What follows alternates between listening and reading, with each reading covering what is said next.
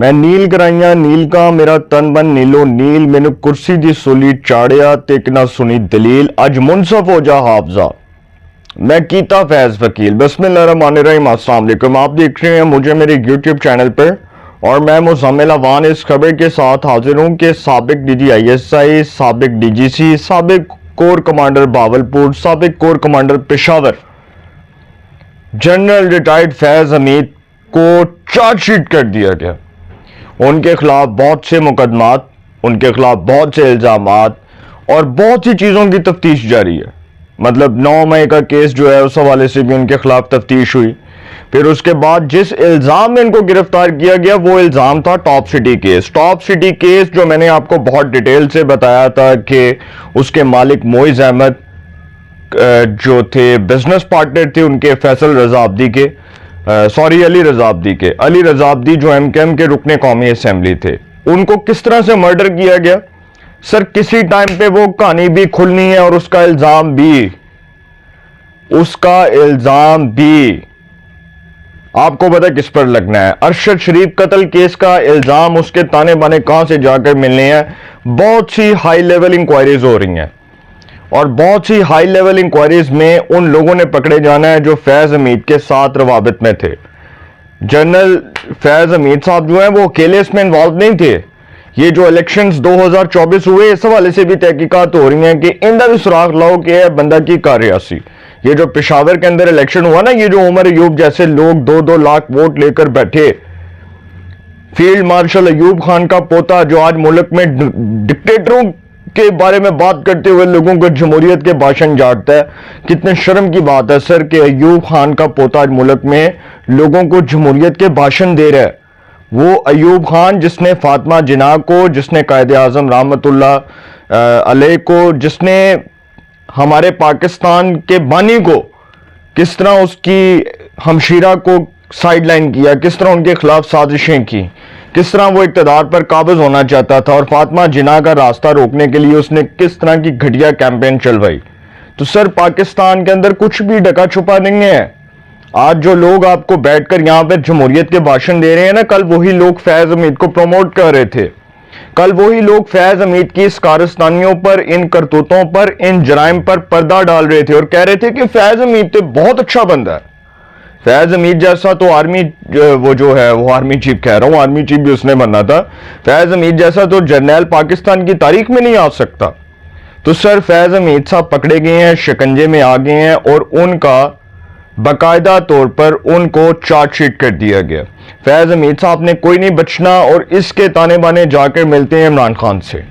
इमरान खान साहब के खिलाफ भी हाई लेवल इंक्वायरीज खुलनी है और एक जो पाकिस्तान के एक बड़े प्रोमिनेंट जर्नलिस्ट हैं उनसे मेरी बात हो रही थी तो वो मुझे ये बता रहे थे कि ये जो फैज नेटवर्क था इसमें 2 अहम किरदार वो हैं जो तहरीक इंसाफ से ताल्लुक रखते हैं। अब वो 2 अहम किरदार कौन से हैं जो रवाबित में थे। 9 मई जब करवाया गया तब भी पाकिस्तान के एक जो जर्नैल हैं, जो साबिक जर्नैल हैं, उन्होंने ऑफ द रिकॉर्ड ये बात बताई मुझे और मेरे दोस्त को कि इसमें फैज हमीद इन्वॉल्व था और उन्होंने बताया कि फौज में बगावत करवाने की कोशिश दरअसल इसलिए करवाई गई कि जनरल आसिम मुनीर जो चीफ ऑफ आर्मी स्टाफ है उनका रास्ता रोका जा सके, उनको खुडला लगाया जा सके, उनको उतार दिया जाए उनके ओहदे से। सर असल मकासद ये थे जिन मकासद के हसूल में फैज हमीद साहब बड़ी बुरी तरह नाकाम हुए, उनका प्रोजेक्ट नाकाम हुआ, बड़ी बुरी तरह फ्लॉप हुआ और उनका मकसद दरअसल ये था कि किसी तरह आर्मी के अंदर उस हाई लेवल की बगावत को प्रमोट किया जाए कि जनरल आसिम मुनीर के खिलाफ तमाम जर्नैल खड़े हो जाएं और वो कहें कि जी चलो जी Asim Munir you should resign as chief of army staff, तुसी फारिग हो जाओ। क्योंकि आसिम मुनीर साहब के बारे में तो अमूमी तौर पर एक तासुर ये है ना कि वो तो एक बड़े इंटेग्रिटी वाले और बड़े कॉम्पिटेंट किस्म के आर्मी ऑफिसर हैं और पाकिस्तान की फौज पाकिस्तान को ये फख्र जाता है, उसके लिए पूरी उम्मत मुसलमा के लिए, पूरी कौम के लिए ये एजाज और फख्र की बात है कि हमारा चीफ ऑफ आर्मी स्टाफ वो शख्स है जो एक हाफिज कुरान है, जिसने हलफ उठाते ही इस बात का अज़म किया, इस बात का इरादा किया कि हमारी अफवाज पाकिस्तान की सियासत में किसी तौर भी मुदाखलत नहीं करेगी, मुलव्वस नहीं होगी। तो सर खिड़की में तो आ गई है फैज हमीद की दुम।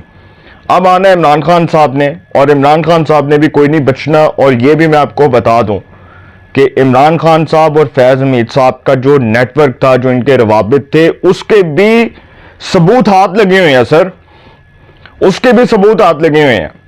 یہ بھی میں آپ کو بتا دوں کہ فیض حمید اور عمران خان جس ہائی لیول کے اوپر روابط قائم رکھ کے بیٹھے ہوئے تھے، اس کے ثبوت باقاعدہ طور پر پاکستان کی سیکیورٹی اسٹیبلشمنٹ کے ہاتھ لگے ہوئے ہیں. اور اگر کوئی یہ سمجھتا ہے کہ عمران خان اور فیض حمید کے جرائم پر ان کو معافی مل جائے گی، تو سر اٹس ناٹ ایکسیپٹیبل. یہ تو نہیں ہونے لگا، یہ تو فوج پاکستان اس کے اوپر کمپرومائز نہیں کرنے لگی. میں آپ کو پھر بتا دوں کہ فیض حمید صاحب 9 مئی میں بھی ملوث تھے، الیکشنز 2024 کے ریگنگ میں بھی ملوث تھے. اس حوالے سے بھی فوج پاکستان نے تحقیقات کی، کیونکہ جو فیلڈ جنرل کورٹ مارشل کی خبر ہوتی ہے، اس میں آرمی کا اپنا ایک یونٹ ہوتا ہے جو انکوائری کرتا ہے.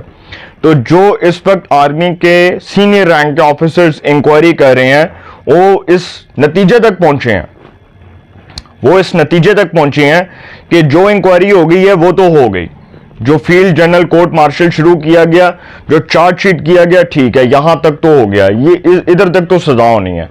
اس کے بعد کا جو عمل ہے وہ یہ ہے کہ وہ لوگ، وہ کردار، وہ شخصیات جو اس پورے عمل کا حصہ تھیں، جو پورے فیض حمید کے نیٹ ورک کا حصہ بنی ہوئی تھیں، سر رسی ان کے گردنوں میں آنی ہے. یہ بات میری لکھ لیں، چاہے وہ کوئی بیوروکریٹ ہو، چاہے وہ کوئی سیاستدان ہو، چاہے وہ کوئی جرنیل ہو، چاہے وہ کوئی جج ہو، تو سر بچنا کسی نے نہیں ہے. وہ شعر ہے نا کہ آج میں زد میں ہوں تو کوئی خوشگمان نہ رہے، آج میں زد میں ہوں تو کوئی خوشگمان نہ رہے، چراغ سب کے بجھیں گے، ہوا کسی کی نہیں. تو سر بچنا کسی نے نہیں ہے. فیض پڑھیا گیا تو عمران خان بھی گیا، فیض نو سزا تو عمران خان نو سزا. اے لکھ لو، اے نوشتہ دیوار ہے کہ فیض حمید کے سزا ہونے کے بعد، فیض حمید کو سزا ہونے کے بعد براہ راست نقصان عمران خان کو ہونا ہے، اور ان کے کردار تک بات جانی ہے. بچنا عمران خان نے کوئی نہیں ہے، کیونکہ تدہیر کا عمل شروع ہو چکا ہے. پاکستان کی سیکیورٹی اسٹیبلشمنٹ اب تک یہ دیکھ رہی تھی اور اس چیز کو اینالائز کر رہی تھی کہ اس کے اوپر ریئیکشن کیسے آتا ہے. لیکن چونکہ 24 نومبر کا جو احتجاج تھا، اس کا دراصل مقصد ایک ہی تھا کہ فیض حمید کے خلاف جو فیصلہ آ رہا تھا، جو چارج شیٹ پیش کی جا رہی تھی، وہ نظر آ چکی تھی اور تحریک انصاف کو پتہ چل چکا تھا کہ یہ فیصلہ آنے جا رہا ہے، اس کو چارج شیٹ کیا جائے گا. تو وہ پریشرائز کرنے کے لیے تحریک انصاف نے 24 نومبر کی کال دی. لیکن وہ 24 نومبر کی جو کال تھی، اس کا کھانا خراب کر دیا بشرا بی بی اور علی امین گنڈا پور نے، اور ایسا فدو بنایا اپنے تحریک انصاف کے کارکنوں کو کہ وہ بیچارے وہاں پر گئے اور کچھ دن بعد گھر لوٹ آئے. جنہوں نے وہاں پر بیٹھنا تھا، جنہوں نے تاحیات بیٹھنا تھا، ساری زندگی بیٹھنا تھا، وہ گئے ہی نہیں. اور جنہوں نے وکلا تحریک چلانی تھی، احمد خان صاحب، وہ نکلے ہی نہیں. تو آپ اندازہ لگائیں سر کہ جو باتیں کر سکتے ہیں، جو بیانات دے سکتے ہیں، وہ عملی طور پہ کچھ نہیں کر سکتے. اور ان کے اندر طاقت ہی نہیں ہے، ان کے اندر صلاحیت ہی نہیں ہے، ان میں سکت ہی نہیں ہے کہ یہ جو بات کریں اس پر قائم رہیں. پہلے یہ کہتے تھے کہ جی سنجانی میں بیٹھے رہیں گے، پھر یہ کہتے تھے ہم ڈی چوک میں جائیں گے، پھر یہ کہتے تھے ہم اسلام آباد کے وانوں میں جائیں گے، پھر یہ کہتے تھے ہم حکمرانوں کو نکالیں گے اور اس حکومت کا دڑن تختہ ہو جائے گا. یہ پاکستان میں جو سمجھتے ہیں، جو یہ سوچ کر بیٹھے ہیں کہ پاکستان میں ٹرکی جیسا انقلاب آ جائے اور رجب طیب اردگان کے لیے لوگ ٹینکوں کے نیچے لیٹ جائیں، تو سر پاکستان کی ڈیموکریسی جو ہے وہ ایک پیور ڈیموکریسی ہے، وہ ایک خالص جمہوریت ہے. اور وہاں پر جو خالص جمہوریت ہے وہ یہ نہیں ہے کہ وہاں پر جرنیل آئے، انہوں نے 35 سال اقتدار پر قبضہ کیا، اور 35 سال اقتدار پر قبضہ کرنے کے بعد عوام کا غصہ تھا جی، وہ شدید رد عمل یہ تھا کہ عوام سڑکوں پر نکلی اور انہوں نے حکومت گرا دی. یہاں پر تو ڈیموکریسی جتنے سال آئی، پاکستان کو 77 سال تو ہو گئے نا، تو ان 77 سالوں میں 36 سال آپ نکال دیں تو بقیہ جو ٹینیور ہے وہ جمہوریت کا، اس کو آپ دیکھ لیں کہ جمہوریت کا سروائیول تو دفن ہوا. کبھی ہمارا کوئی جو ہے، کبھی ہمارا شجاع بادشاہ آ جاتا تھا، کبھی ہمارا جنرل کیانی آ جاتا تھا، کبھی ہمارا جنرل باجوہ آ جاتا تھا. تو سر پاکستان کی جو فوج ہے اس نے خود باجوہ ڈاکٹرائن بنائی. یہ خود باجوہ نے کہا تھا شاید میتلا کو انٹرویو دیتے ہوئے کہ انہوں نے سوال کیا نا کہ آپ کو لوگ باجوہ ڈاکٹرائن کہتے ہیں تو کیوں کہتے ہیں؟ تو انہوں نے کہا کہ یار میں طاقتور ہی بڑا سی، عمران خان تے ساڈا ڈمی سی، وہ تے میرے کو ڈردا سی، انہوں پتا سی کہ باجوہ بڑا طاقتور ہے تے باجوہ نے کو حکم جاری کرنا ہے تے عمران خان جڑا سائن کر کے وہ سمری پاس کرے گا. اور انہوں نے کہا کہ ہمارے حکم کی تعمیل ہوتی تھی. جنرل باجوہ اور جنرل فیض جو ہیں وہ عمران خان کو لانے میں ان کا بڑا کی رول تھا, بڑا کلیدی کردار تھا. اور عمران خان کے حوالے سے تو خود شاید میتلا کو انٹرویو دیتے ہوئے جنرل باجوہ نے کہا کہ 2018 میں ہم تجربہ کر رہے تھے کیونکہ ہم نون لیگ اور پیپلز پارٹی کو آزما چکے تھے. بقول جنرل اشفاق پرویز کیانی جو وہ بات کرتے تھے, اور انہوں نے 2011 میں ہی تجربہ کیا تھا نا عمران خان کا جنرل شجاع پاشا کو ساتھ میں لا کر, اور پھر گیلانی صاحب جو نااہل ہوئے تھے اس کے پیچھے بھی جنرل شجاع پاشا اور جنرل کیانی کا ہاتھ تھا کہ اس وقت افتخار چودھری کو کہا گیا, اور افتخار چودھری جس کو بڑا طاقتور جج کہا جاتا تھا کہ جی وہ تو کسی کی سنتا نہیں ہے, تو سر افتخار چودھری بھی انہی کے ہاتھوں میں کھیلے تھے. افتخار چودھری صاحب نے بھی وہی کیا تھا. جب ان کے بیٹے کے اوپر الزام آیا تو اس وقت انہوں نے اگلوں نے ڈرایا کہ ہاں بھائی تیرے بیٹے نو بھی ایسے ہی پڑھ لینا. انہوں نے کہا کہ جی اچھا وہ جی اوکے مانی نا بات. تو سر پاکستان میں جو کچھ ہوتا ہے آرڈر کے مطابق ہوتا ہے. فیض حمید صاحب جو کچھ کرتے تھے باجوہ صاحب کے کہنے پر کرتے تھے. باجوہ صاحب جو کچھ کرتے تھے اپنی سوچ کے مطابق کرتے تھے. فیض حمید صاحب اور باجوہ صاحب کا کلیش تب ہوا جب عمران خان کو پتا چلا کہ باجوہ جو عدم اعتماد میں میرے ساتھ نہیں کھڑا اور فیض کھڑا ہوا ہے, تو فیض حمید بے بس تھے, وہ چیف آف آرمی سٹاف نہیں تھے. وہ کیا کر سکتے تھے؟ عمران خان کے خلاف تحریک عدم اعتماد ناکام نہیں بنوا سکتے تھے کیونکہ سارا جو عمل تھا وہ باجوہ صاحب کے ہاتھ میں تھا. تو باجوہ صاحب نے تو جی فیض حمید صاحب کا تیا پانچا کر دیا. انہوں نے کہا کہ جی نہیں, جدو انہوں نے پتا چلے نا کہ عمران خان آ رہے ہیں دوبارہ تے الیکشن کرا کے انہیں پھر چیف آف آرمی سٹاف بنانا ہے فیض حمید نو, تے اچھا اے کام نہیں میں ہون دینا. انہوں نے ادھر ہی جو ہے نا عمران خان کے اوپر فل سٹاپ لگایا اور انہوں نے کہا نہیں میں آپ کو نہیں سپورٹ کروں گا. تو سر بچنا عمران خان نے بھی نہیں ہے. یہ لکھ لیں میری بات, نوشتہ دیوار ہے. فیض حمید گیا تے عمران گیا. دوسری بات یہ ہے کہ ISPR کے مطابق فیض حمید کے خلاف فیلڈ جنرل کورٹ مارشل کی کارروائی شروع کی گئی, اور field general court marshal K اگلے مرحلے میں فیض حمید کو باضابطہ طور پر چارج شیٹ کر دیا گیا. ISPR کے مطابق ان چارجز میں سیاسی سرگرمیوں میں ملوث ہونا, آفیشل سیکرٹ ایکٹ کی خلاف ورزیاں کرتے ہوئے ریاست کے تحفظ اور مفاد کو نقصان پہنچانا, اختیارات اور سرکاری وسائل کا غلط استعمال اور افراد کو ناجائز نقصان پہنچانا شامل ہے.